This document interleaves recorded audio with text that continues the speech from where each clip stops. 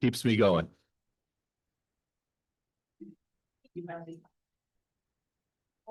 Okay. So let's begin. I've got a few announcements and general remarks to make before we get started anyway. It'll give more people time to populate the room and the online room if they are able to. Anyway, good evening. My name is Marc Mamigonian. I'm the Director of Academic Affairs here at NAASR. And we're grateful to you for making time in your schedule to be with us on a Tuesday night, which is, not really NAASR night, but we do what we have to do sometimes. Break with Thursday is graven in stone. No one can ever do anything else on Thursday. Of course they do.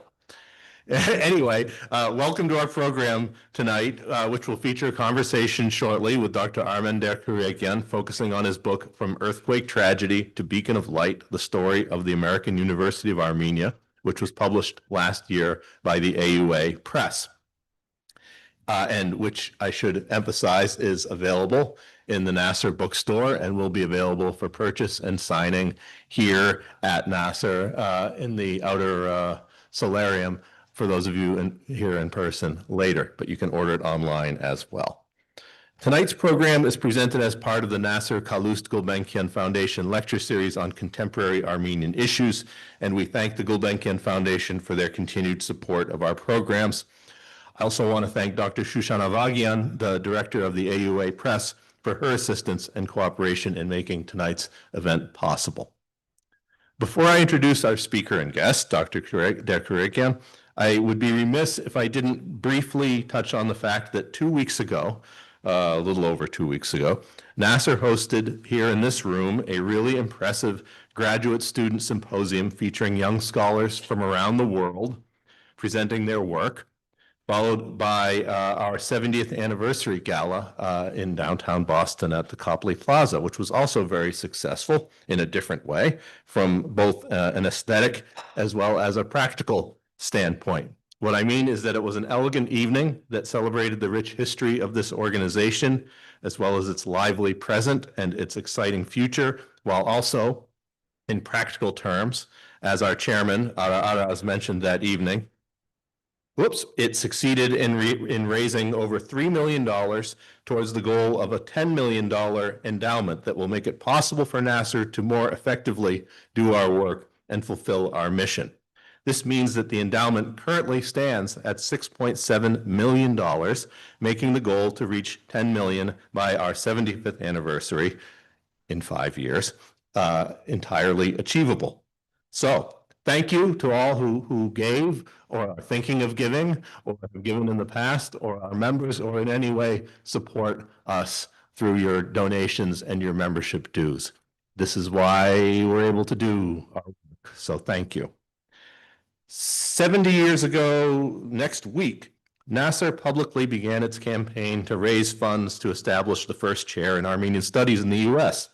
At Harvard University. This event was at the Harvard Club in Boston, and more than 500 people were in attendance, and it featured speaking Harvard President Nathan Pusey, Massachusetts Lieutenant Governor Sumner Whittier, and author William Saroyan. I wasn't there, unfortunately, because I wasn't born yet, but it sounds like it was a great evening. You all know that NAASR succeeded in raising the necessary funds for a chair at Harvard, and we will succeed also in reaching the $10 million endowment goal, and indeed we need to go well beyond it, and we will. So that's my pitch. This fall, we have an exceedingly busy schedule of events, which I will not take the time to list, but I urge you to get on our email list and follow NAASR on social media. Visit our website for frequent updates and announcements. If you're here in the room, there are flyers in the back of the room. Try to come to everything that you can. Thanks. I only want to mention one thing specifically, and that is that on Saturday, November 8th, we will have our annual Assembly of Members in person here at NAASR and also online.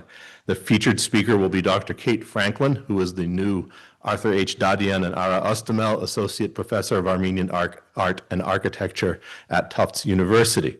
And her talk will be titled Making Art in Chaotic Times, Voices from Medieval Armenia. Current NAASR members are eligible to vote and to participate fully in the meeting, so please make sure you are up to date with your NAASR membership, which supports our work, in case I hadn't mentioned that. Finally, for one lucky NAASR member present tonight in person or online via Zoom, if you sign in, there's a sheet outside the room, which probably no one signed into coming in, but you can sign into it going out. We will give away a signed copy of Dr. Der Kiureghian's book to the lucky winner. It's a nice gift. The book is also for sale tonight, I should mention before, for 20% off to everyone. A bargain. That reminds me, let's have a book conversation now. We're very happy to have with us Dr. Armen Der Kiureghian, who is the President Emeritus of the American University of Armenia and Taisei Professor of Civil Engineering Emeritus at the University of California, Berkeley. Among many awards, he is a recipient of the American Society of Civil Engineers Walter H. Huber Civil Engineering Research Prize, Alfred H. Freudenthal Medal, Thomas A. Middlebrooks Award, and George Winter Medal for his efforts in advancing education in Armenia, which are considerable. He was awarded the Movses Khorenatsi Medal by the government of Armenia and the Sahak-Saint Mesrob Medal by His Holiness Garegin II. He's an elected foreign member of the National Academy of Sciences of Armenia and an elected member of the U.S. National Academy of Engineering. We're very happy to welcome him back to NAASR for the first time on a NAASR program in many years, actually. So, Armen, please come on up to the stage.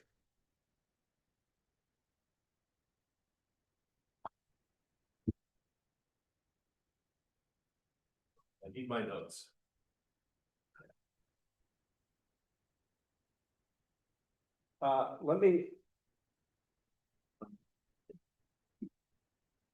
Let me add that for people on Zoom, if you have questions, please use the Zoom Q&A function. And for those of you here in the room at the end, if you are willing, please amble up to the microphone, not because we will have trouble hearing you, but because the people online will not be able to hear you unless you speak into the microphone. So I'd like to invite Armen to offer some some general remarks and for me to hold up this wonderful book. Armen. Well, thank you, Marc, and thank you, NAASR, for organizing this event.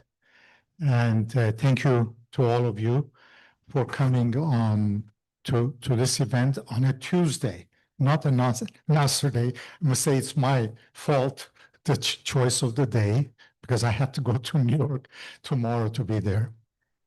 So thank you all.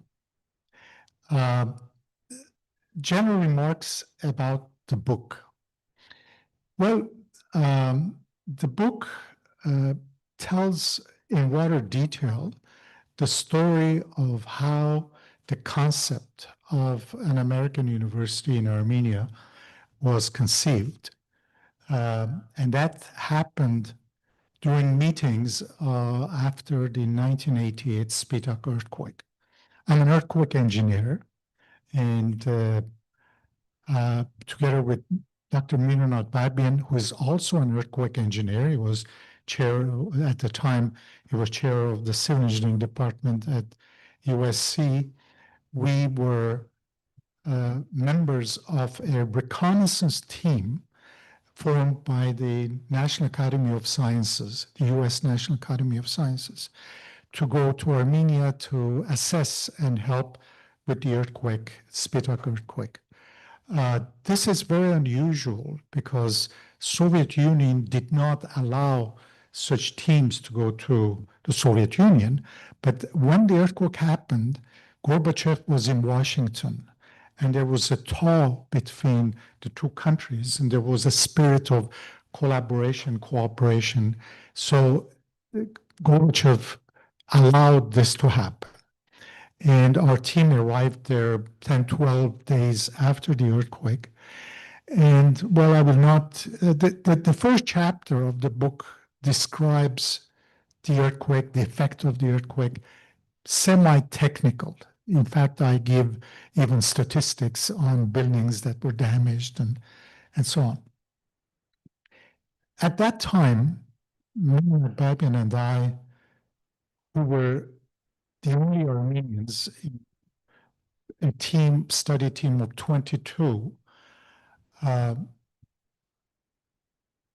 talked about bringing young Armenians to study earthquake engineering in the US because obviously there was a need, and send them back to help with advancing the field. Well, we talked about that. And then 2 months later, in February, I went back again for an international meeting organized by the Soviet Union. And during a meeting there, Yuri Sarkisian, who was rector of the Polytechnic, as a part of a conversation as to how the diaspora could help Armenia, he said, it would be good to bring American education to Armenia. That idea stuck in my head.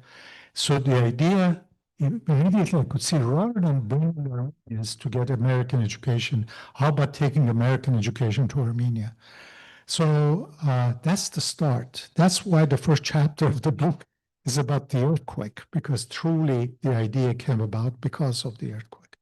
The remaining chapters talk about how the idea was formulated, comments, responses that Mira and I received on our proposal to establish a university.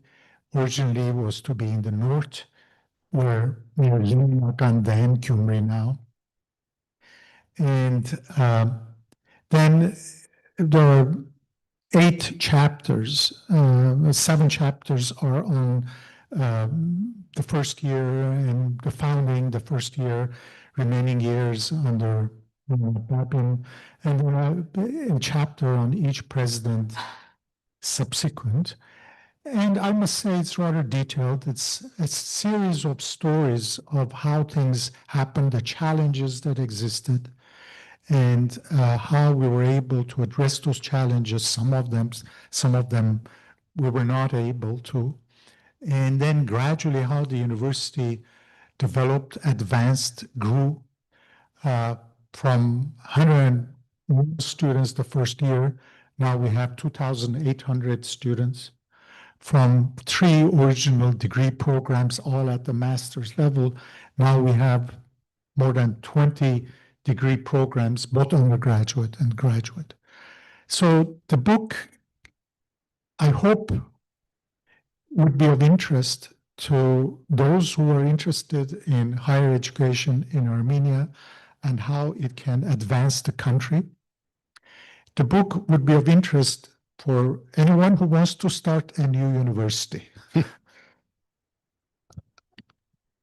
The challenges, it talks about the challenges. It also talks about some of the solutions and how things evolved in time, and how the university established itself and became a broader significant institution. The talks, one of the really important parts is the affiliation with the University of California.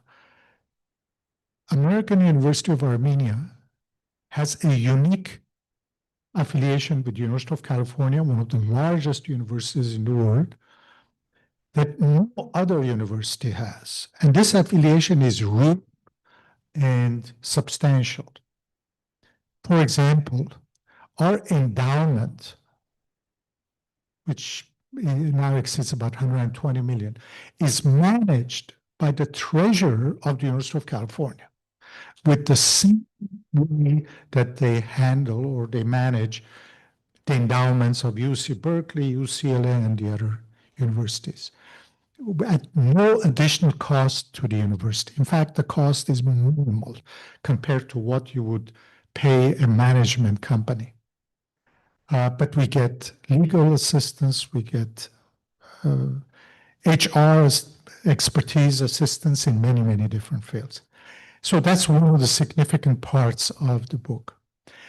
Of course, the book is of interest, I hope, to our students, our alumni, our faculty, and our staff, because it tells the story of their beloved institution.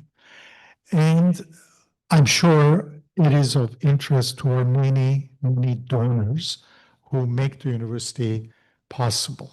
And the endowment I mentioned is thanks to our many donors. I believe it's also something that a book that would be of interest to them. So that's a sort of a general picture of what the book is about. So if I could add, also of interest to anyone interested in the history of Armenia since 1988 and in or in Armenian diasporan relations during the same period. Just to mention two additional interest points. There's a lot in the book. So what I have is a grueling series of questions that we will work our way through as a means of discussion before we open it up to everyone else. So I wanted to ask, Armen, prior to your involvement in 1988, what was the nature of your engagement with Soviet Armenia up to that point? Well, I was always interested in going to Armenia. And in 1984, I wrote to Professor Boris Karapetyan at the Polytechnic. He was sort of the earthquake engineering professor. I said, I'm on sabbatical next semester, spring of 1985. I'd like to come to Armenia as a visiting professor. It's a funny story. I heard nothing until New Year. Shravor Nortari, Boris Karapetyan. Happy New Year, Boris Karapetyan. So the Easter came. Shravor Zadig, Boris Karapetyan. Well, nothing happened until a year later. Finally, I got a telegram that your visit has been approved. Now I learned the approval has to come from Moscow. Arrived in 3 weeks. Well, I'm teaching 2 courses. My sabbatical is gone, finished. Well, I said, I can't come now. Can I come in May? So I went there in May and June of 1986 as a visiting professor at the Polytechnic. I made many friends, some of whom played roles later on. So I spent about a month and a half in Armenia in 1986. So looking back now over more than 35 years, what are your principal memories of learning about the 1988 earthquake and its immediate aftermath? Well, visiting Armenia after that earthquake and seeing the devastation was truly a very sad experience, extremely sad. To see these half-collapsed buildings, to see tens and hundreds of coffins and, just people wandering around aimlessly.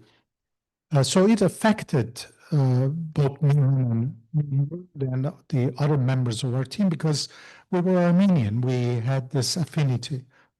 One of the initial programs of the university was earthquake engineering. I must say with sadness that that program did not persist because Armenia had no construction going on for the next, in the 90s, if you remember, until 2000, nothing was happening. And Armenian kids were smart. They would not apply. We had no applications. We had no applicants for that program. So we suspended but continued a research program. What can I say in 30 years? I must say, unfortunately, many of the buildings that we saw have collapsed. Similar buildings are all over the country. In Yerevan, there are many buildings of the same kind that collapsed and caused death of thousands of people. So I have been concerned about this for quite some time. And a couple of years ago, we brought this up, myself and a few of my colleagues at the Armenian Society of Fellows. We expressed our concern about these buildings as well as the lack of a proper building code. There is building code, but it's not good enough. And also following the regulations, requirements of the code is a serious problem. ASOF board wrote a letter to Pashinyan, Prime Minister Pashinyan, who sent a directive to the Urban Development Committee, which is responsible for many of the things that I mentioned. And I'm glad to tell you that there is a pretty good group of earthquake engineers in the United States, mostly in California, that are now working in 5 different committees together with the Urban Development Committee on different aspects, on new codes, on retrofitting code of old buildings, on inspection and so on. So there are 5 committees. Work is progressing slower than I would like to see, but it is happening. At least it has been sensitized. The issue has been sensitized. But I think much work needs to be done. So given the nature of your work as a scientist, I assume this was not your first visit to an earthquake zone, post-earthquake. So how did what you encountered there compare to previous experiences? Actually, this was my first visit immediately after an earthquake. I have visited after Loma Prieta. I've visited the effect damaged buildings afterwards, after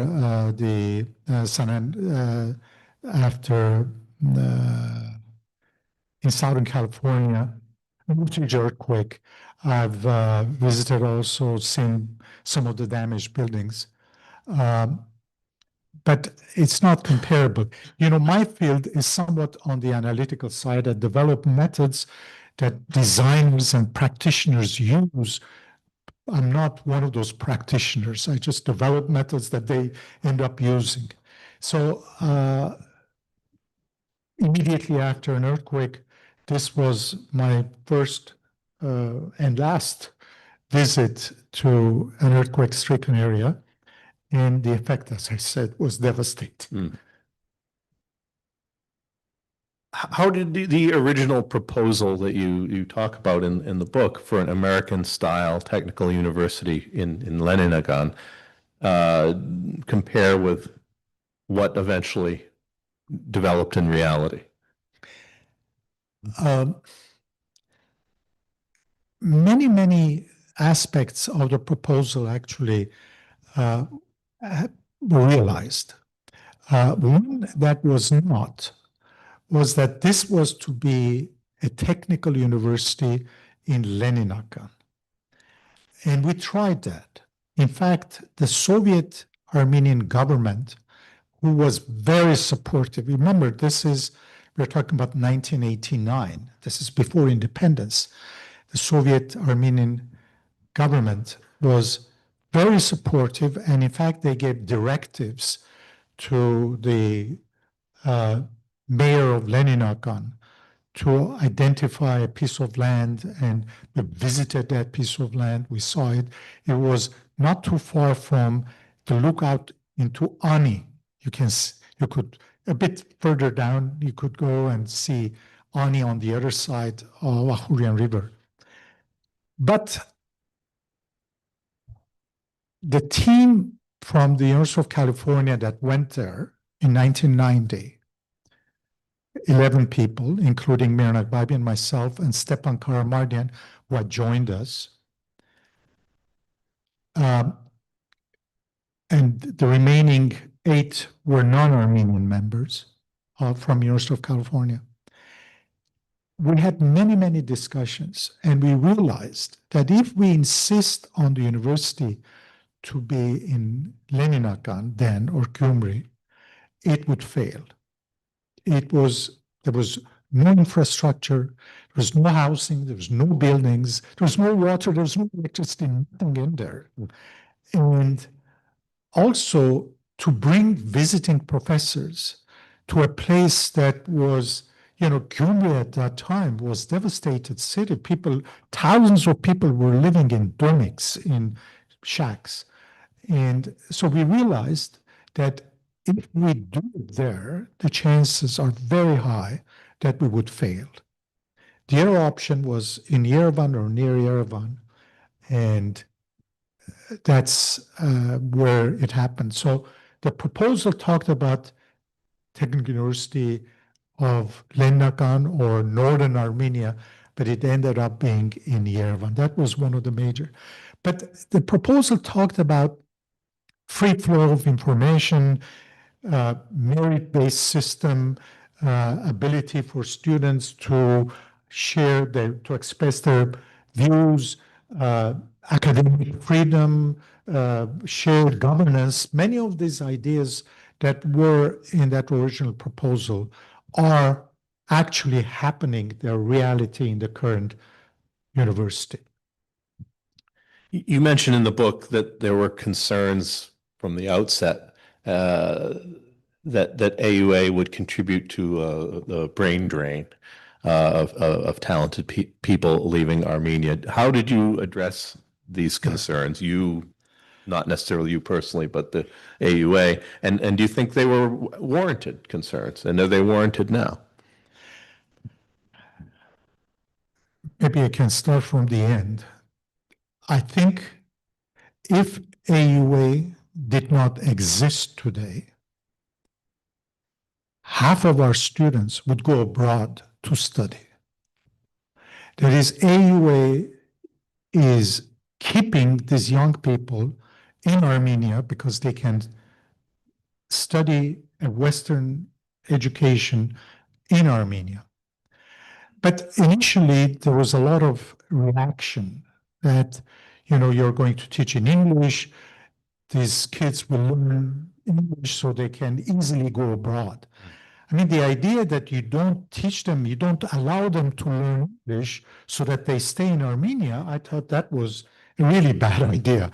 You should keep people in Armenia because they want to stay in Armenia because living conditions there are good. So you keep opportunities open there for people to live and advance while living in Armenia. That's how people will stay there. So there were responses we received, comments received in newspapers, comments were made, letters were written, a few, not many actually. One of them, quite interesting, was from Rafael Ishkhanian, who I believe is related to Levanter Petrosian, uncle or someone very well known literate person. Pardon me? He's a writer. Writer, Rafael. So he wrote an article that appeared in Aspares and said no university should teach in a language other than Armenian. And he said there should be no newspapers written in other languages except for the foreign guests that are in Armenia. So there should not be an English language newspaper. So there were extreme comments like this, but time showed that, in fact, more than 70% of AUA graduates are living and working in Armenia. Of the remaining 30%, in fact, many of them are non-Armenian citizens, Iranians or Armenians from other countries, American Armenians, who studied there, and some of them decided to leave. So I would say, if you look at the last 30 years, probably a higher percentage of AUA graduates continue living in Armenia than the general public. I think from 1990, about more than 1 million people emigrated out of Armenia, and most of them went to Russia. The vast majority went to Russia. So English was not necessarily the reason for them to leave. So this, now I go back to what I said at the beginning. If AUA did not exist today, of our aspiring young people would opt to go abroad to study in Europe or in the US. AUA is keeping them in Armenia. So you've already talked about the crucial role of the University of California. Could you talk about the role of USAID in the formation and development of AUA? And I invite you, as you wish, to comment on the fact of its being shuttered by the current American administration. USAID has a special program, had a special program called American Schools and Hospitals Abroad. They provided funding on competitive basis to proposals from universities, American, they have to be American university, their governing body has to be American, or American schools, or American hospitals. And I remember in 1992, maybe in the spring, we prepared a proposal to USAID. And Barry Zortian, I don't know if any of you know him, he was a very, very well-connected man in the US government. He was a member of our board, and he had alerted us of this possibility. I remember the first year our budget was about $900,000. For the whole operation of the university was $900,000. I remember getting together with Miran at an airport. I can't remember where that airport was. Miran said, Armen, we got the whole $950,000 from USAID. So we had applied for $950,000, just, we generously budgeted. They gave us the whole thing. And this was a big boost, just 1 year. It was 1 year, starting the second year. It paid for computers, for printers, for setting up classrooms, and many other things. So it was a major, major boost. I must say, over the years until now, we have received about $19 million from ASHA, American Schools and Hospitals Abroad, and we have received more, a little more, not as much, directly from the US Embassy on specific degree programs, for example, law, most recently journalism. Now, about 2 years ago, USAID through ASHA approved a budget of $1.8 million for a bioscience lab at AUA. Narine Sarvazian was the principal investigator, if you know her. She was a professor at George Washington University. She's now at AUA. And that got canceled. It was approved. In fact, Narine was identifying the equipment that she would be buying. Thanks to Trump, it was canceled. If you know the triangle part behind our building, we had about $1 million grant to renovate that and make it into a living laboratory for our environmental engineering and other courses that we have, environmental engineering program and other courses. The work for that has been going on for several years now. It's almost finished, but we had already spent some time, some money, which we did not get reimbursed from Russia because the request for reimbursement happened after Trump's date. So all in all, we lost maybe $2.5 million approved funding. But going forward, there's no replacement for it now. I must also add that AUA was the darling of ASHA program. We were liked so much because our accounting was so accurate. Our follow-up was so exact that several times they had us make presentations to other universities so that they would see how AUA operates. In fact, once they asked us to help with the American University of Central Asia in their writing their proposal, because their proposals were so lousy, they asked us to help them writing their proposal. I mean, they're competitors with us, but we ended up helping them.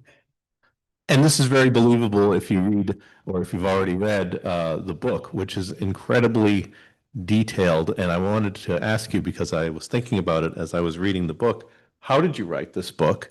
Why did you write this book, actually? Why did you write this book now? And how did you write it? Did you have extensive notes or journals kept over the years, or do you just have some sort of freakish memory? Actually, my memory is not very good. Why did I write this? It was always in my mind that I should write, but the trigger was when Mihran Agbabian, who was a co-founder and the founding president of the university, died in February of 2019.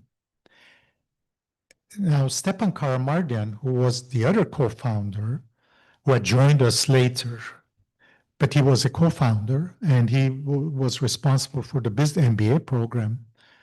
He died very early, 1994. And then a week after Mihran, Louise Simon, who was instrumental, I consider her as a co-founder of the university, she died. And then I realized I'm the only remaining co-founder and the only one who's been with the university from the beginning. And I felt that I should write it down so the story does not get lost. Now, how about the details? I had this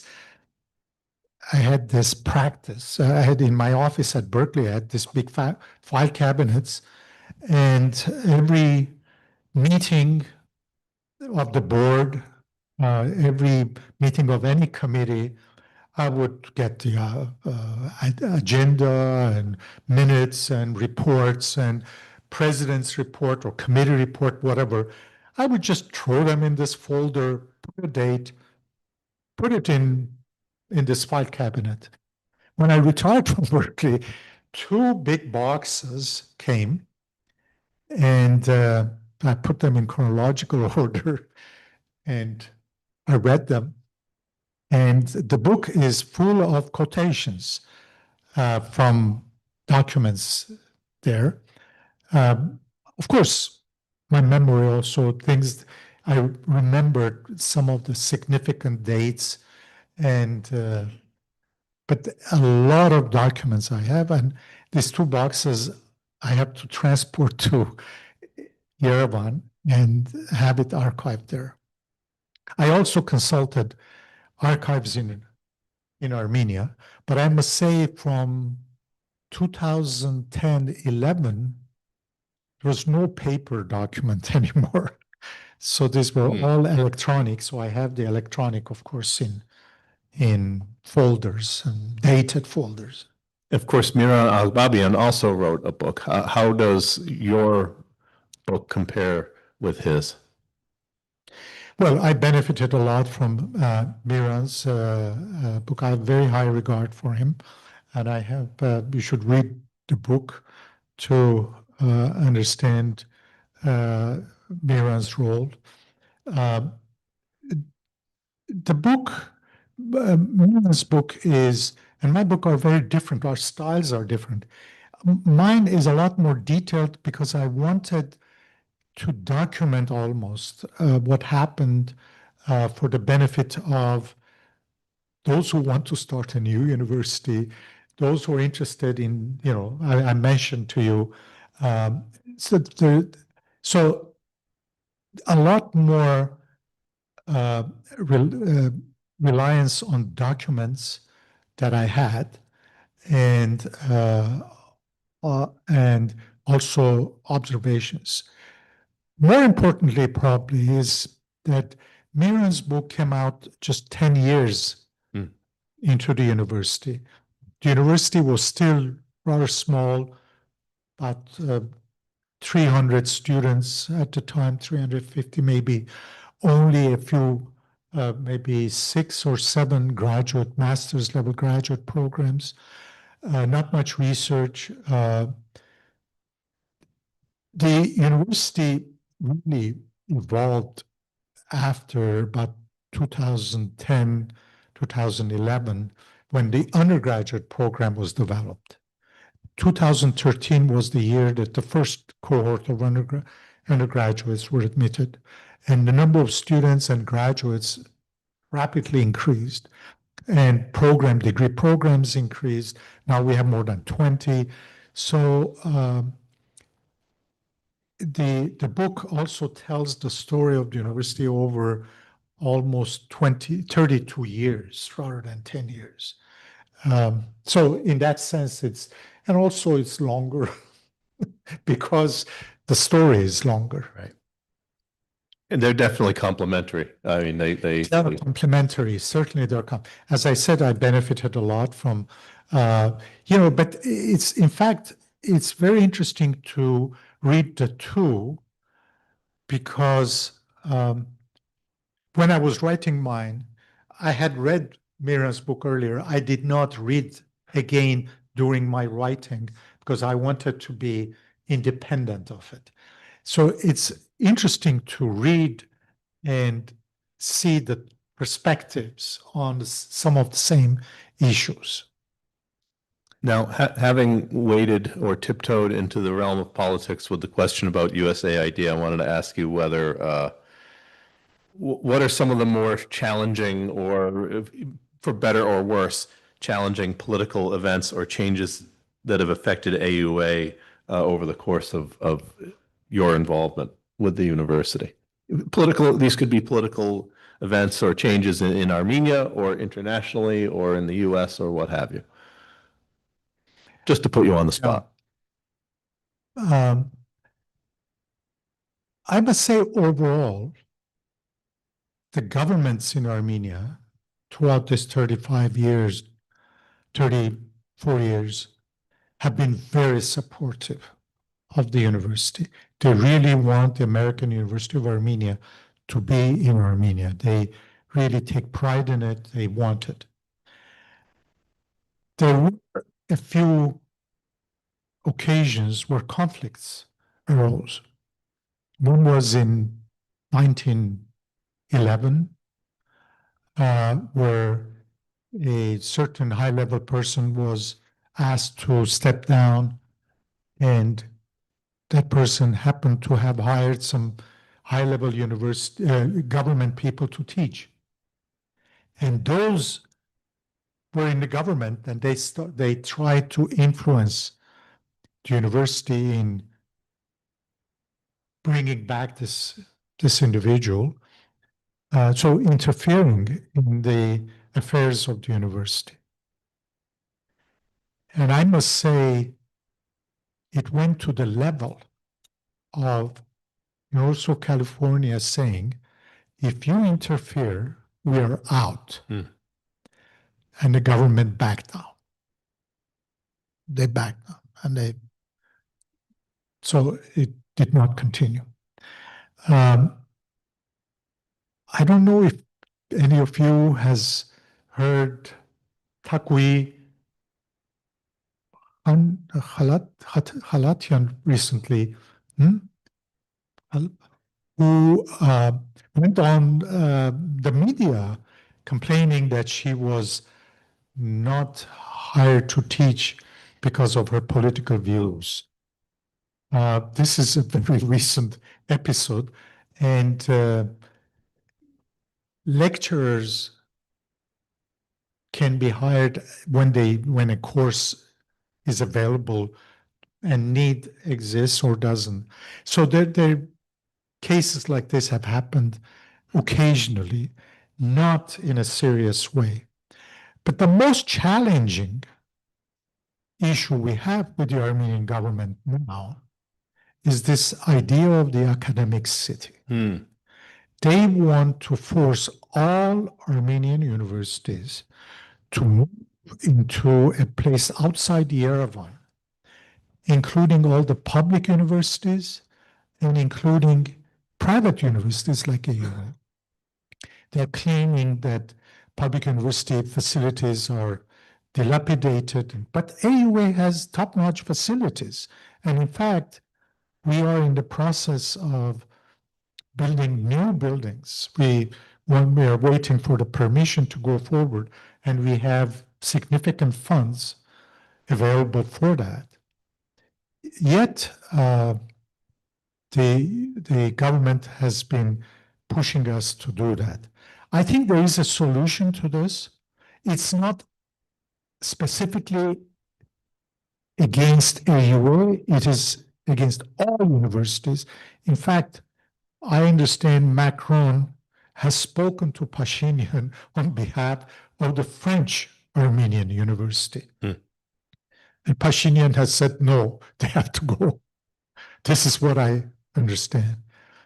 So, but other than that, all the governments have been very supportive. When I became president in 2014, I had a meeting with Sahak-Saint, the president then. And he said something that he should never have said to me. He said, we don't get involved in your matters.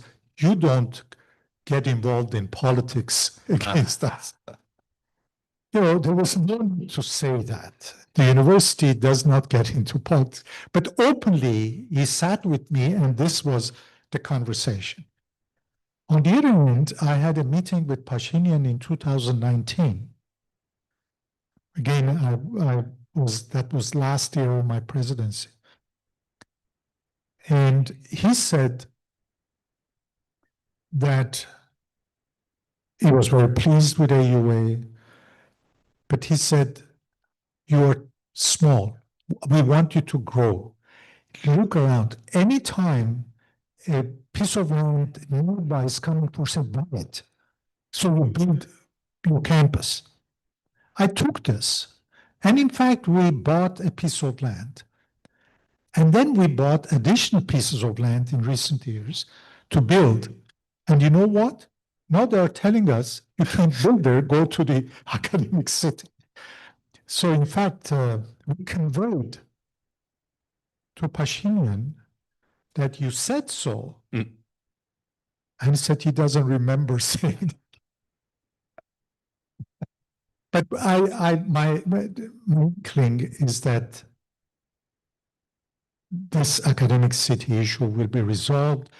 AUA, if it happens, AUA is genuinely interested in participating.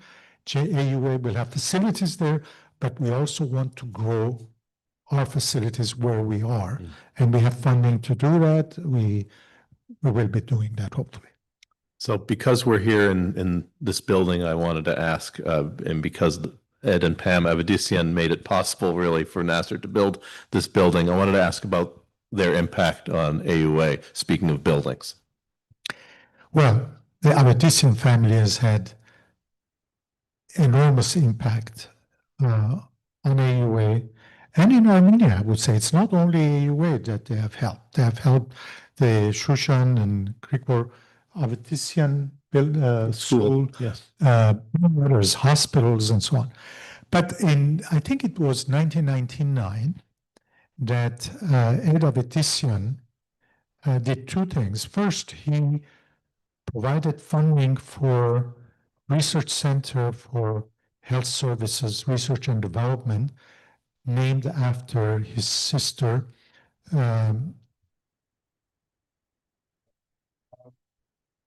No, the building is Paramas. Zvart Avetisian Onanian Center for Health Research and Development. Then he funded an endowment for Paul Avetisian, his brothers, named after his brother, Center for Business Research and Development. These are about more than $1 million now. Then he expressed interest in funding most of a new building that would be named after his other brother, Paramas. And our Paramas Avetisian building, but close to 100,000 square feet building, our main academic building, was started in around 2000, finished about 2008 or 9. It is our main academic building with classrooms, offices, conference rooms, etc. So they provided more than half of the cost of the building, close to about $9 million. The building was about close to 18 million. There are so many that I prepared a list so I don't forget. One day at board meeting, Ed Avetisian said he wants to give an endowment for a professorship after William Fraser. William Fraser was the provost of UC System who had chaired the USC board for many years, beginning years. So there is a endowment for William Fraser visiting professorship. Then he realized that Judson King was also equally important for the board. He was the following provost of UC System who served for 14 years as the chair of the AUSC Board of Trustees. So he gave another endowment that is for endowed visiting professor. I'm glad to say Armen Der Kiureghian was the first holder of that visiting professorship, right? You were the first. Yeah. Every year, a visiting professor goes to Armenia thanks to this endowment, Judson King endowment. Now, when I was doing my interim presidency in 2023, Pamela, who was always together with Ed, after Ed passed, she has continued to be very, very generous. So she pledged $20 million towards buildings, expanding our buildings. And this is going towards 2 buildings, one for humanities, one for the arts. Ed loved Power Sevak, so he wanted one of these buildings to be named after Power Sevak. I insisted that for the first time, the name Edward and Pamela Avetisian should be on the building, and fortunately, they have agreed. And so that would be the humanities building. But this is all waiting, this academic city fiasco. We have the funds. In fact, we have architects. We have conceptual design of the building. This, together with another building for science and engineering, paid for by a pledge by Saven Akian at 10 million. And of course, we will do fundraising because 30 million will not be enough for these buildings, but it'll be good for half of the cost. So we are waiting for this academic city matter to be resolved, so we go ahead with with these buildings. So Avetisians have had enormous contribution, and there's more that is in the works. Amazing. Yeah. So winding down, the consumption of hash and cognac seems to loom unexpectedly large in the history of AUA. I would like to ask you to explain. Yeah. Well, as I mentioned, I went back 2 months after the earthquake. There was an international conference that Soviet Union engineering societies had organized, and they had invited many countries. And so from the US, the American Society of Civil Engineers and American Association of Engineering Societies asked me to represent the United States. So I went as the US delegate. And there were people from France and Germany and Italy and England and Korea and Japan and many different countries. So we had those meetings, and then it was Sunday, February 26th. And my friend from my previous visit to the Polytechnics, Stepan Zargarian, do you know her, Stepan Zargarian? The Polytechnic. He was an applied mechanics professor.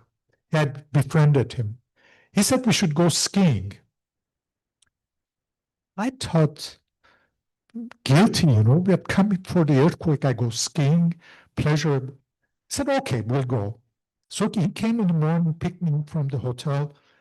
Rather than going to Sahak-Saint, he took me to the home of Gregorian. I told you my memory is not very good. The name is in the book. He was another professor at the Polytechnic. In fact, he was in charge of courses on Marxism, on communism. He didn't believe in it, but he was in charge of those courses. In any case, I said, I thought we were going for skiing. He said, well, we have to have breakfast. So we went to their home. Surin was his name. We went to their home, and there was this lavish table with breakfast material and, of course, chash. There was chash there. And he said, we have to have chash before skiing. So there were several professors from the Polytechnic, and across from me on the table was Yuri Sarkisian, who was the rector of the Polytechnic at the time. A marvelous person, a fantastic person. That was the first time I met him. And so while we were eating the chash, and I've told this also in the book, that Yuri did not like chash. He didn't touch the chash. But vodka, 8 o'clock in the morning, was fine.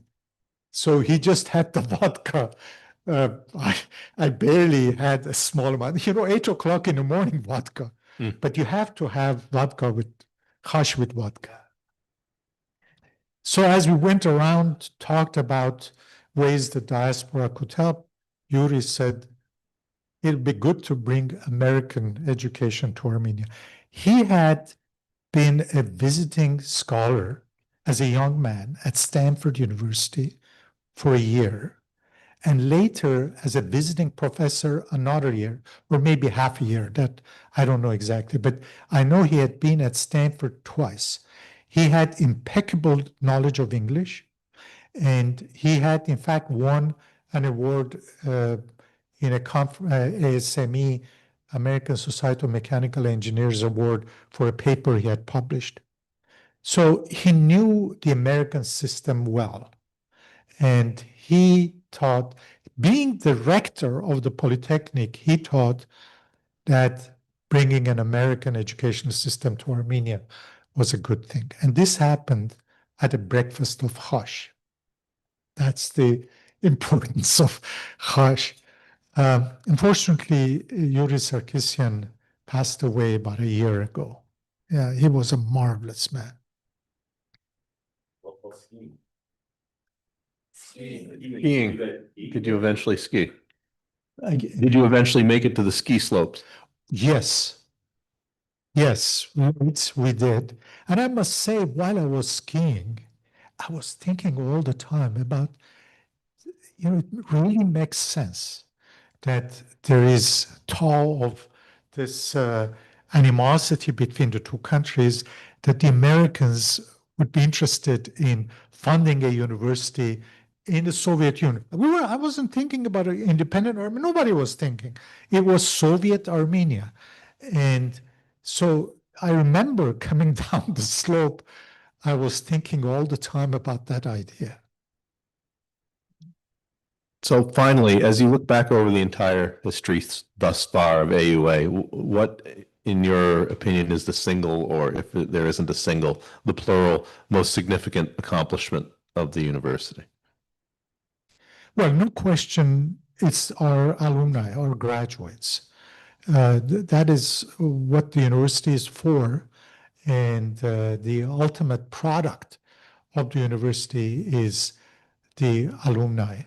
And I must say, we have many, many highly successful alumni in Armenia, many in Armenia, even abroad also. I think you have a PhD student at MIT, one of our graduates. So there's no question about that. But also, I think AUA functions as a model for the other universities. We have many lecturers who are professors in the other universities. They come and teach at AUA, they get used to the way things are done at AUA, and they take that culture to their own respective universities. Probably those who graduated in Armenian universities will know that after graduation, there was a hole in the wall. You would go, you give your name, they would give you your diploma. Well, we started this graduation ceremonies. Now every university in Armenia has the graduation ceremony. And interestingly, graduates throw their hats up in the air in all these other universities, something that it happened in 1993 during our first graduation. But I think slowly but surely, AUA is influencing the other universities.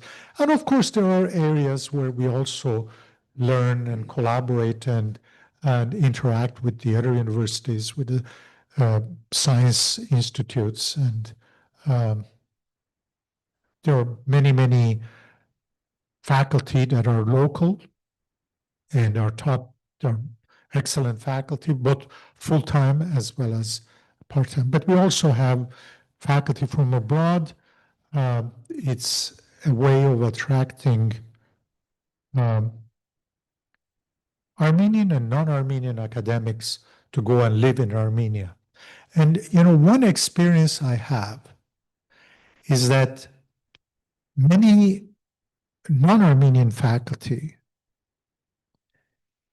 who were hesitant to come to Armenia because it was an unknown place, once they visited Armenia, they visited again and again and again. Just recently, I heard Dick Bernhard from South Carolina State University passed away. He was a visiting professor. When he was planning to come to Armenia, his church parish, they told him, no, it's not a safe place, don't go. He came, and he told me the story that when he came, he was given an apartment on the other side of Bagramian Street. When he came, he told me when he came back, his parish church parish asked him to give a talk about his experience. So he told them, you were right. Every day it was so dangerous to cross Bagramian Street. And he came back, I think 4 or 5 years, every summer, he came back and taught there. Questions in the room? and questions online. I can ask a question from online while people in the room are gathering their thoughts. Question is, what does it mean in your estimation to bring American education to Armenia? What specifically does American education versus another kind of education mean to you yourself? Well, the American educational system is characterized by a number of aspects. For example, liberal arts education. For example, every engineering student at AUA, out of 120 units, about 20 units have to be in non-engineering subjects. History, languages, philosophy, and other subjects. To this date, this is unfortunately one of the things that we have not been able to pass on to the other universities. To this date, that is not happening at the Polytechnic or other universities. They're strictly in so this, we believe sincerely that a successful person needs to have specialization, but also breadth in dealing in management, in working with people, I'm not talking about just personal qualities, but also working in any work environment, knowledge of history, knowledge of languages, knowledge of philosophy, how to deal with people. These are very important. That's one aspect. In the book, there is a section I have adopted from a paper that Armen Der Kiureghian wrote. Armen Der Kiureghian is our assistant vice president for operations. She's a graduate of the first class, and she compares the two systems. For example, she says in the Yerevan state or Soviet universities, you could not be asking questions. You were wasting time. Says when we came to AUA and they started, the professor would say, any questions? And I would say, are we allowed to ask questions? And says, gradually we started asking so many questions that was waste of time. He said, no more questions. But they got used to participate. So students' participation in the class in terms of asking questions, expressing opinions, this is another very characteristic thing of American educational system. I could go on, but I think I'll stop here. Yes. If you don't mind, yeah, come up to the mic. Thanks. Thank you for the very thoughtful presentation. I think your memory is very good, despite what you said. And thank you for having it on Tuesdays, since I have a difficult time making it on Thursdays, if that could be. I had two questions, if you don't mind. One is kind of related to the earthquake engineering, maybe relevant to today. And the other one is my own ignorance about the enrollment and in terms of the tuition, the costs, the competitiveness, and the ranking of the university against other universities in Yerevan. And I'm wondering if you can just talk a little bit about the practical day-to-day aspects. The second question is about the robust building that is going on in Yerevan right now everywhere. Historically, the earthquake was due to the design, the architecture, the collapses of all the buildings was devastating. You mentioned a little bit about the regulations may not be up to par. What are your thoughts about the safety and the constructions that are going on all over Yerevan, on hilltops in the city, many of them multi-story, more than 7, 8, 9 stories high? Thanks. First, in terms of enrollment, we have about 300, maybe 50 or 400 graduate students, that is for master's degrees, and the remaining 2,300 or so are undergraduates. This year, our incoming freshman cohort has been bigger than ever. 644. I was reading this afternoon. That's what. So huge number is intake. So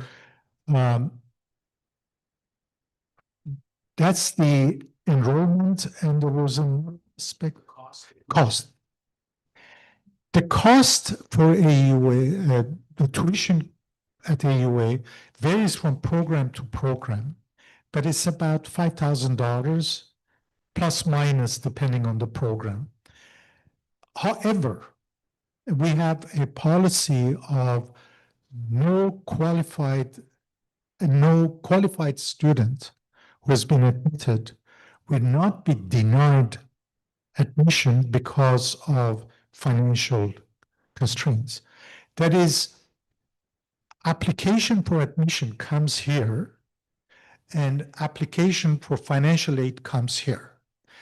People who look at admission have no idea that this applicant has applied, does not have enough money or has applied for financial aid.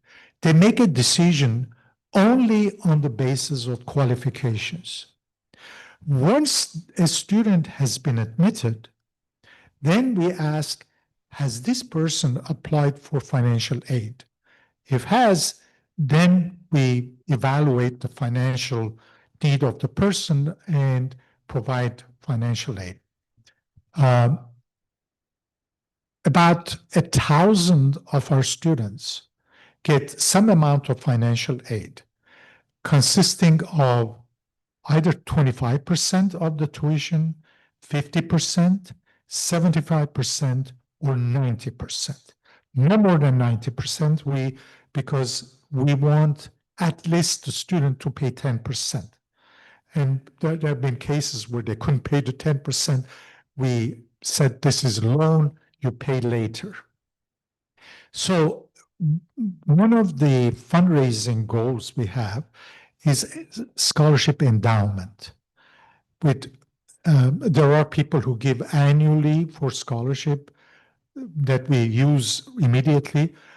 But if someone provides an endowment of $50,000, we establish a named scholarship.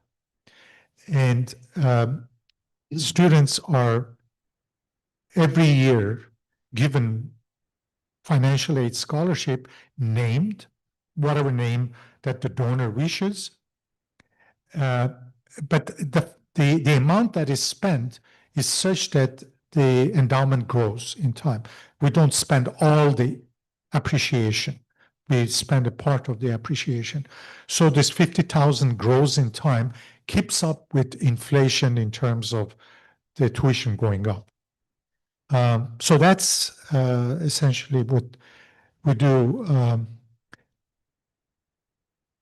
The new buildings, I have not been personally involved in evaluating, examining any of these new buildings. Some of them I have looked passing by. Some of them look all right, but a few of them I've seen looked awful. I have other colleagues, one of them my former PhD student, Petros Keshishian, who is in fact is a consultant on school retrofits in Armenia for Asian Development Bank.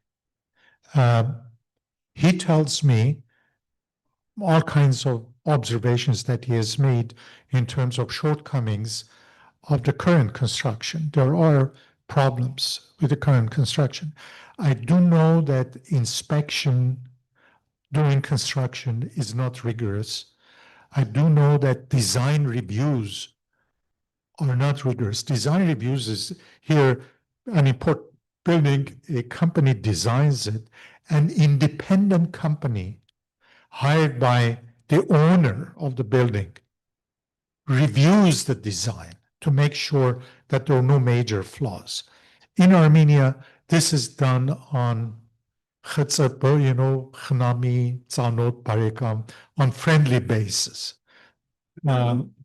So it is not rigorously done. as I mentioned earlier, we have formed committees with Urban Development Committee, looking at this inspection and all these other aspects. And I hope that there will be improvements. Armen, how does the AUA compare with or interact with other foreign language universities such as the Russian and the French? Yeah, but I forgot to mention about ranking. Oh, AUA ranking systems are very much influenced by what degrees you have. If you do not have a PhD degree, you don't offer PhD degrees, the ranking drops. AUA at this time doesn't have any PhD programs. We are thinking about it. We will be developing PhD programs, but we'll do it when we are ready and have the proper resources. How do we compare with the Russian and French universities? To be honest, I think we are much better, but Russian university has a lot of PhD programs.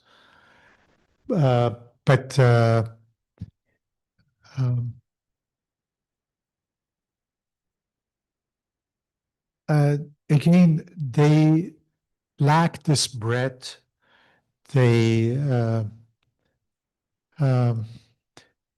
Some of their program, they have many, many different programs, but very small number of students.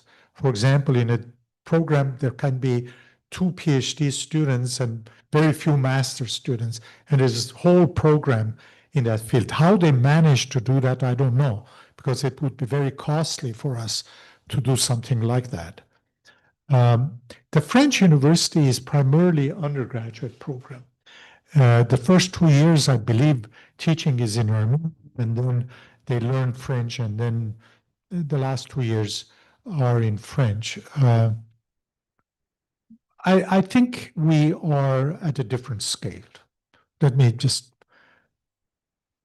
this is my assessment as far as I know, these universities. yes, Joe. How many of the students are from villages, Armenian villages outside of Yerevan? And is there a problem finding housing for these students if they're not close enough to commute from their homes? It's interesting. We have a board meeting in a few days, and today I was reading a report. That's how I know the exact number. This of the admits this year, 36.5% are either from the regions or are Artsakhtsis. The rest are, there's also of the 2,600-700 total, 222 are non-Armenia citizens. So they're Russians or Americans or other,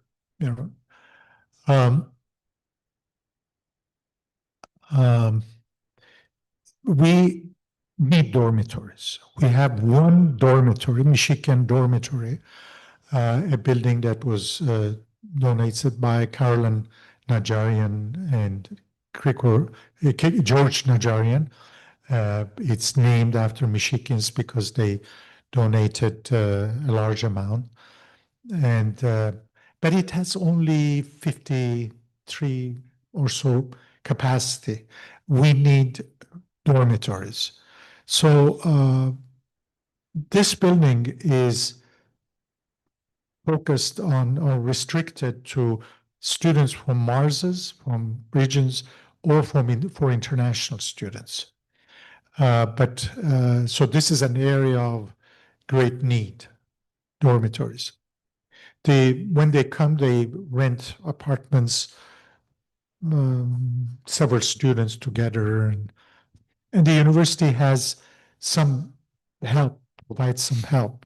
Student Affairs has some data on available apartments, and they help them with that. Oh, sorry. Yes, and then yes. many of us here in the audience and perhaps online are involved in nonprofit organizations, academic or otherwise, in Armenia. How much do you think your experiences from establishing AOA could be inspiring for these other organizations? You should definitely read the book and find out, but I'll let Armen answer. Well, we have a development team. Garegin Hachaturian is the vice president of development. The board has a committee, development and alumni affairs committee. I happen to be the chair of that committee, so I work very closely with the development team, Garegin, and the team. The team, I think, is about four more, Garegin and four more people. You need to spend resources to be able to raise funds. It's not possible just to have a minimal resources, minimal investment and raise large amounts of funds. What I mean is from the book, like the experiences that you described in the book. Well,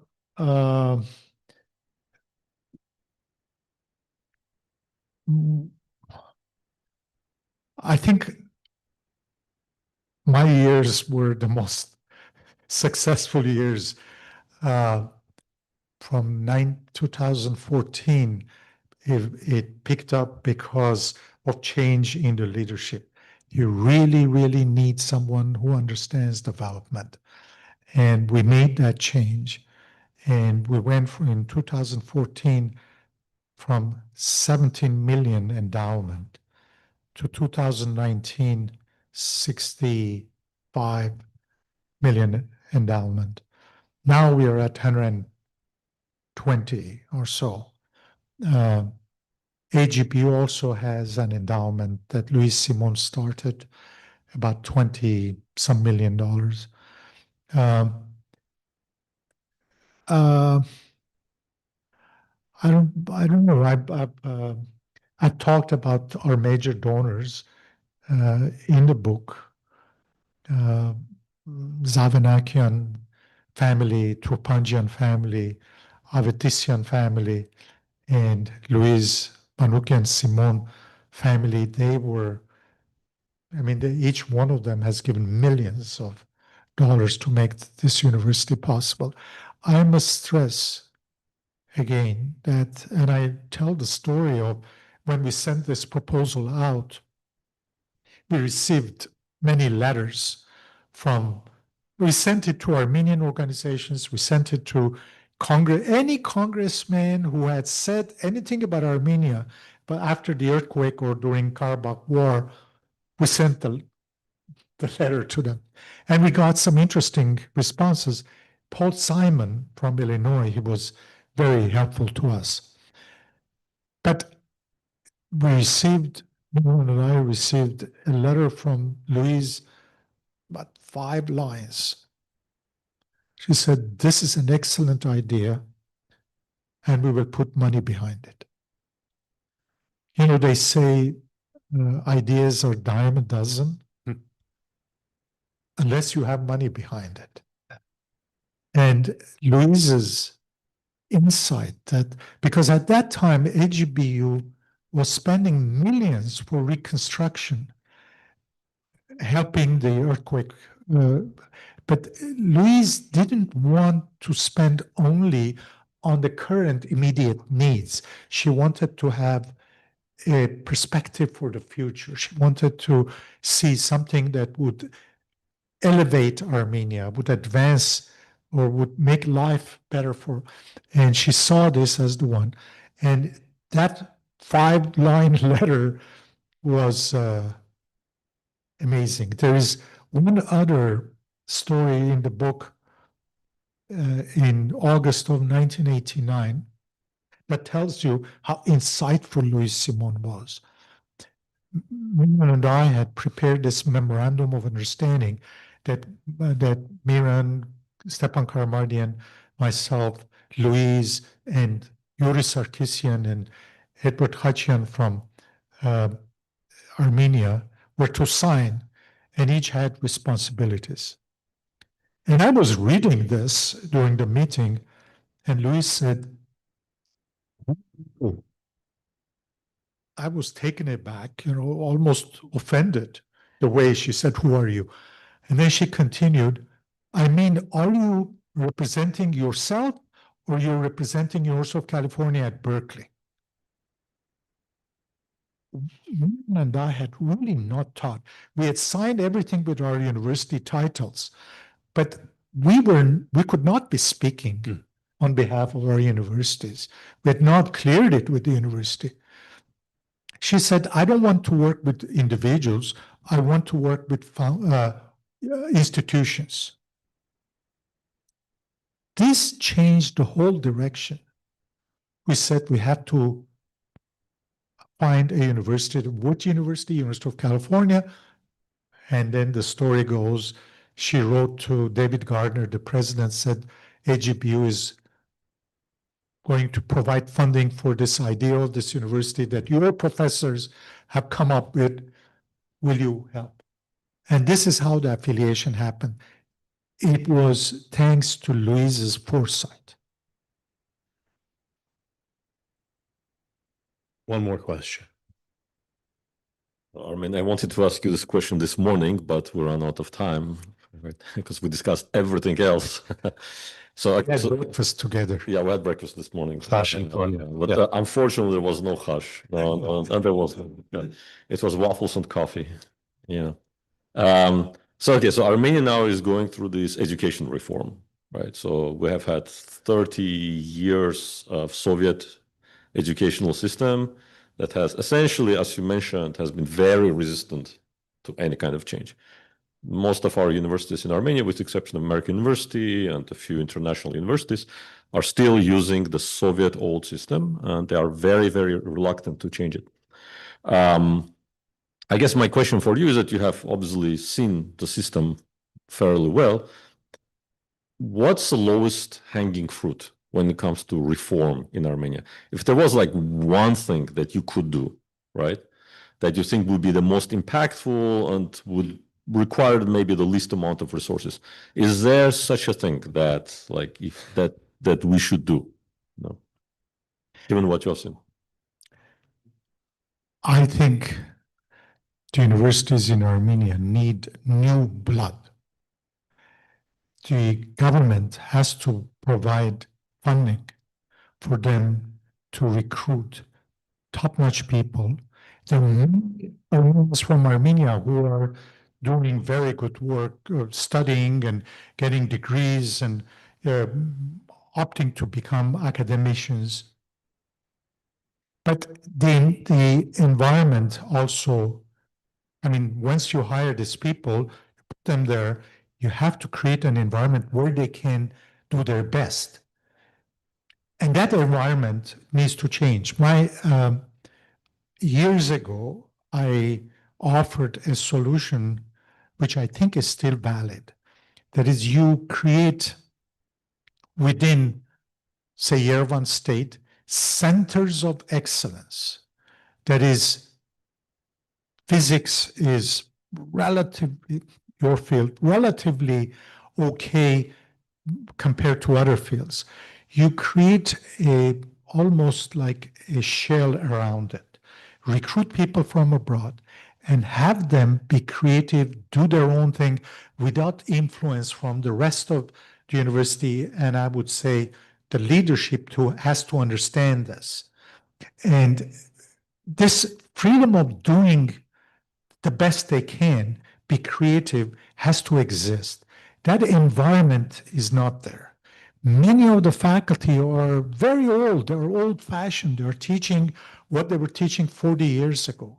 You need new blood, but you need also a mechanism to protect this new blood from the rest of the university. And what happens is that you create these centers of excellence, say 3 at Yerevan State, and then gradually these centers of excellence grow and more are created, and they take over the university as the old guard retires and leaves. And so there's two things I think are essential. New blood of high quality. And I must say, you can't do this with $300 a month salary. You have to pay these people high salary. And I think the government has to provide the funding for that. Armen, thank you. We've got a note of congratulations from one online viewer in France, Sylvette, who has decided to stay up all night with us. And we thank her, and we thank everybody here in the room and also those online. And I would invite you to come out to the solarium, or if you're watching online, go to our website and purchase a copy of the book From Earthquake Tragedy to Beacon of Light, the story of the American University of Armenia. You will learn plenty, and if you lived through it, I suspect you'll probably still learn plenty by reading the book and be inspired as well. So Armen, thank you so very much.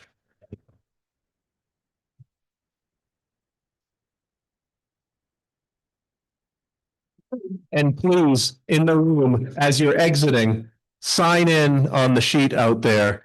You might win a book.